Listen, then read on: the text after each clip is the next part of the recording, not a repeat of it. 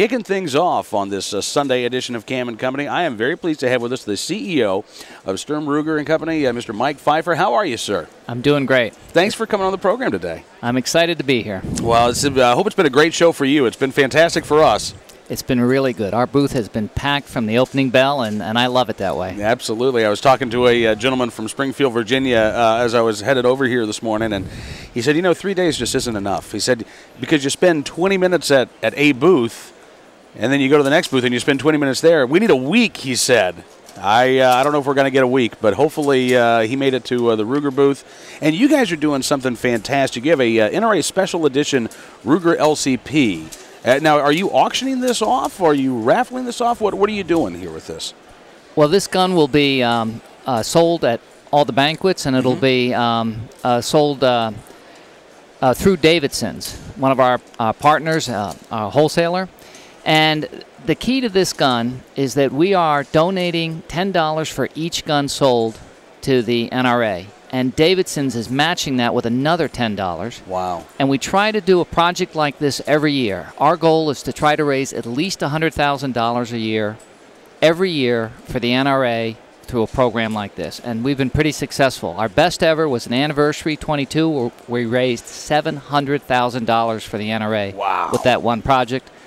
And I think this project's probably good for $250,000. Really? Yeah. So when folks go to like the Friends of the NRA dinners and NRA Foundation banquets, they'll be able to actually buy this gun. And as you said, $10 from Ruger will go to the NRA, and Davidson will match that. Right. And all of that money goes to benefit NRA ILA. That's right. That's fantastic, Mike. Yeah, we talk about the relationship between the industry and the organization that represents gun owners, the National Rifle Association. And, look, clearly the firearms industry needs consumers. Consumers need the firearms industry as well. And we're all working together, I think, for the same purpose, to protect our Second Amendment rights. Well, I think it's important to protect the Second Amendment and all our freedoms. We've got to support the ILA because they're looking out for us in Congress. Yeah, and you look back at a piece of legislation like the Protection of Lawful Commerce in Arms Act that passed Congress in 2005. 7 years in the making, that bill was. And thank goodness that bill passed. I saw just the other day that the Mexican government now wants to try to blame firearms manufacturers for the violence committed by the cartel members. And they're talking about suing civilly U.S. fire manufacturers, trying to hold them, again, trying to blame us for the actions of criminals south of the border. Right. That Protection and Lawful Commerce in Arms Act, which is one of the cornerstone achievements of the ILA, is probably the only reason we have a U.S. firearms industry anymore. There were these theories that cities and others were pursuing about 10 years ago that if, for example, when Ruger sells a firearm legally to a distributor, the distributor then sells it to a retailer, and the retailer sells it to a consumer who's gone through all the background checks, but at some point that gun gets stolen or whatever and a criminal uses it, the theory was that Ruger should be held accountable for that criminal misuse of a gun that was sold legally with all the checks and balances, and it was ridiculous.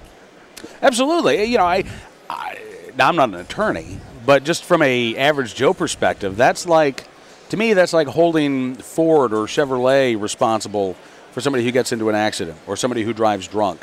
Where is the... Or if a bank robber was to drive a Ford away from a bank robbery, that's Ford's fault.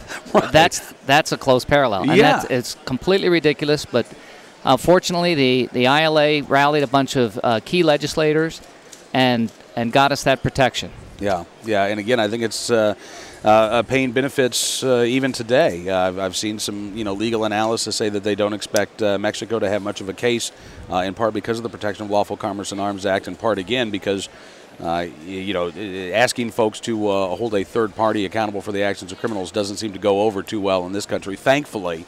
But again, the industry is threatened, and we know that our opponents would love to see the U.S. firearms industry go away. We know that they don't like gun owners, no matter what they say. We know that they don't like gun ownership, no matter what they say.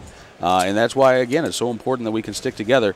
So if folks want more information about the NRA Special Edition Ruger LCP, can they go to Davidson's website and find out more information there? Absolutely. They can go to Davidson's, and Davidson's has another website also called Gallery of Guns, and look for it there. And they can find it on the Ruger website under our distributor exclusives section. Okay, I'm excited about this. I'm going to be going to a couple of friends' dinners myself this year, and I'm looking forward maybe to having the opportunity to pick up one of these myself. I'm excited about it, too. I really like standing up there with Wayne LaPierre and handing him a big, fat check. Well, Mike, on behalf of all of the NRA members out there, we like that, too. We appreciate Ruger's support, and it's great talking to you today. All right. Thanks for having me. Thank you so much. Mike FIfer joining us, the CEO of Ruger, here with us on this special Sunday edition of Cam & Company.